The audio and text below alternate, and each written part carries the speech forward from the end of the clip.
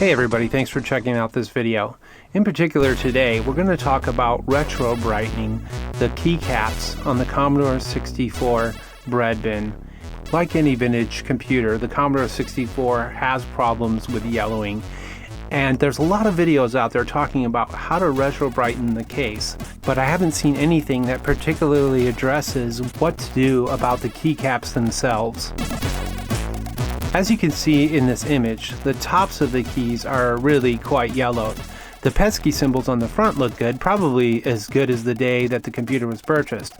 But the tops of the keys, I think because they spend a lot more time in direct sunlight, tend to become yellowed. And on most Commodore 64s that I've gotten a hold of, it's a problem. So today we're going to walk through particularly how do you retrobrighten these keys, and I've spent quite a lot of time developing a process on how to do it safely, how to do it gently, and to get great results. So we're going to walk through that.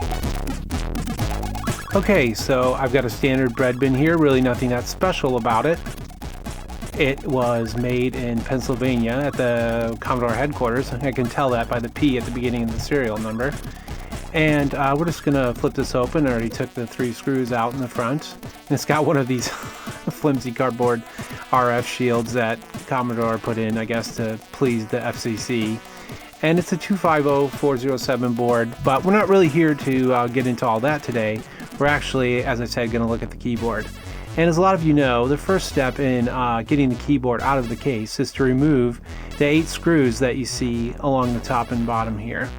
And just to save you maybe a bit of hassle, you do not need to remove the shift lock mechanism or desolder that in order to do what we're doing today. So as you take these screws out, you do want to be careful. I'm of course playing this back in high speed, but you want to be gentle as you turn these screws out. I mean, this plastic is 30 plus years old. And also, I highly recommend getting a Tupperware bowl or something else to put these screws in. We all think, I'll keep track of them, I won't knock them off the desk, but things can happen. So take an extra 30 seconds and get a bowl to toss these screws into. And once you have those 8 screws out, the keyboard just pops right out, and we'll put the shell aside. And yeah, like most keyboards, this thing is really dirty. Actually, this one isn't as bad as other ones that I've worked on, but I found some disgusting junk inside these keyboards. So the first thing we're going to do is take the keycaps off, and I really highly recommend get one of these tools. Like an idiot, I'm holding it upside down, but you can find these on Amazon. They're really not expensive, and they're really valuable for getting keycaps off. It's much easier than trying to pull them off with your fingers. And it's also kind of dangerous trying to pull them off with your fingers because you can end up cracking the posts that they're mounted on. So yeah, I'm blazing through taking off the keycaps here, removing each of the springs and placing them into that Tupperware. And we're actually going to come back to those springs a little later because oftentimes those are rusted. And as I get to the shift lock mechanism here, I'm going to take a secondary tool and just hold the shift lock mechanism down, the underlying mechanism, because it does tend to pop out. I use this little tool that I got with one of my soldering kits, but you can just as easily use a small flathead screwdriver or any other tool that might be appropriate.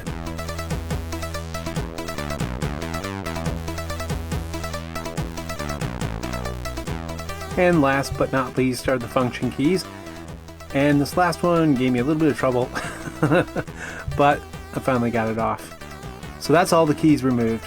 The first thing that I like to do after I get all the keycaps off is just brush all this extra dust and gunk out of here. So I get another Tupperware bowl and take a paintbrush, an old clean paintbrush, and just brush all that dirt and grime and gunk out of there as much as I can. And probably should have done this before, but you also want to remove the space bar carefully, and that wasn't too careful.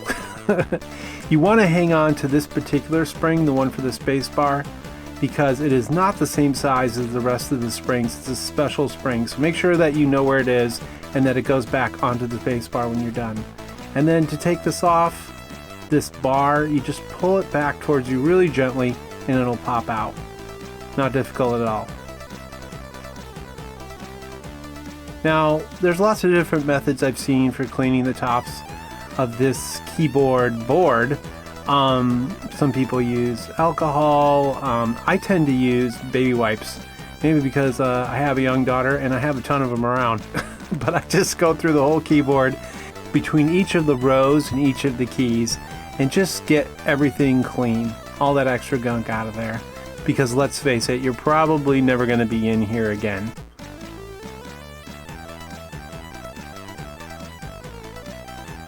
And with that complete, I'm going to do the sides and the back as well, just to get everything really cleaned up.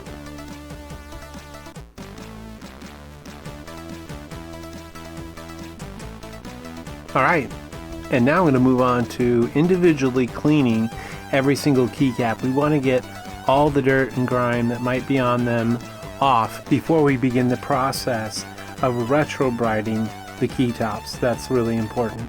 So yeah, go through all the keys. I tend to want to keep mine in order and not get mixed up because it makes it a lot easier when you go to put them back on the board. There are other methods I've seen people use to do this. Some people like to use soap and water. I don't do that because it tends to take the interior of the key a really long time to dry out. So I like this baby wipe method a whole lot better. And we do the space bar and all the keys are done. Now what I'm going to do is take each of the original springs and inspect them for rust. And unfortunately on this particular keyboard, a lot of the key springs were rusted. I've had some keyboards where there were none rusted, some where there were only one or two.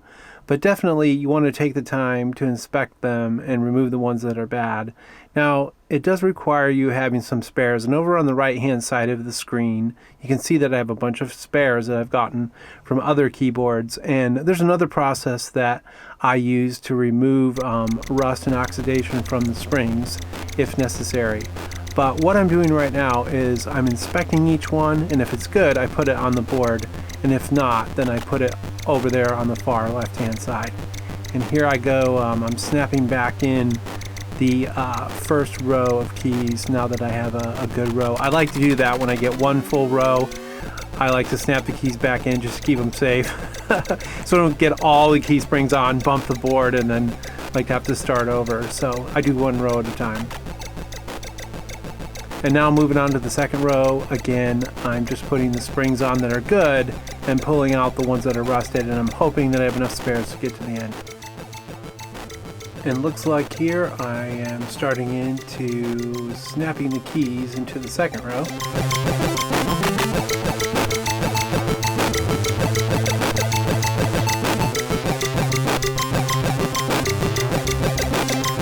And then now here, I'm just indicating that you don't want to put a spring on the shift lock key. I did that once, it was really aggravating. I got all the way to the end and then was short one key spring. So yeah, the shift lock key already has a spring on it. So, you know, don't make the mistake that I did and put an additional spring on there by accident. And now what's happened is I've run out of original key springs, and I'm moving on to putting on spares I've gotten from another keyboard and deoxidized. Hopefully I'm going to have enough. I think it's going to be close because I'm running out. And get to the end here. Oh boy, I got two spares. So now I'm going to snap in the rest of the keys. And that one gave me a little bit of trouble, and on the way I found another one that was rusted. So in the end I only ended up with one spare, but I made it. Alright, now we're getting to the fun part. This is the product that I use to actually retro-brighten the top of the keys. You can get it at any Sally's Beauty Supply, and it's called Salon Care Volume 40, and it's a cream. And it is important that you use Volume 40 and not any other strength. And what I'm going to do here is just very carefully and very thinly spread this onto the top of the key. You don't want to glop it on there. Originally, when I first started doing this, I used a children's medicine syringe and was putting quite a lot on, and it actually is detrimental. So what you want to do is just take a Q-tip and lightly coat the top of the key, making sure to cover the entire character and the entire top of the key. And just move slowly and carefully, and don't get any over the edges, and you'll be great.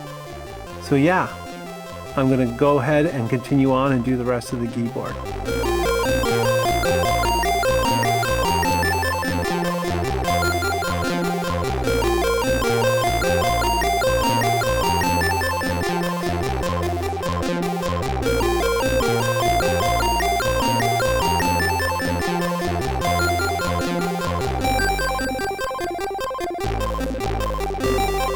And finally, we're on the last key. It really doesn't take too long, maybe like 10 or 15 minutes. And now we're going to move on to the mad scientist part. This is a tub that I have lined on the outside with tin foil, and I keep it in my bathtub in my master bathroom. And I'm going to take the keyboard and put it inside. And there's the back of my big head. And I'm going to get it centered there in the tub. And then I'm going to take a piece of plexiglass that I got at the hardware store that I also lined with foil on one side. And I cut a hole in the foil to exactly fit a UV light that I purchased from Amazon. It's about 300 watt light, and I'll put a link in the description to this. But I put that in the center. Then I step outside the room and say the magic words, "Alexa, turn on the UV light." And believe it or not, I leave this undisturbed for about 8 to 16 hours, depending on how heavy the yellowing is on the keycaps. And that really is sort of the secret to this process. Rather than trying to do this in an outdoor environment where you can often have very inconsistent sunlight and heat, I prefer to use an indoor setup. And even though this makes the whole process take longer, I feel that it tends to be a lot less abusive and harsh to the plastics. Because the process is so gradual, you don't have to worry about streaking or marbling the keys and ruining them. You'd really have to keep it in there for a long time for that to happen. Alright, we're in the home stretch. As you can see, I've taken the keyboard out of the UV light chamber, so to speak, and they have sort of what I would call a glaze on top of them from the peroxide cream. But hopefully you can also see that the keycap characters are bright white again. So now it's really the final step, and that is just removing the peroxide cream glaze from the keys. And because we didn't put a lot on, there's not a lot to remove. But I just take baby wipes again, and after every key I kind of use a new part of the baby wipe, so I'm not wiping more peroxide back on the key, but I just go across all the keys and take it off.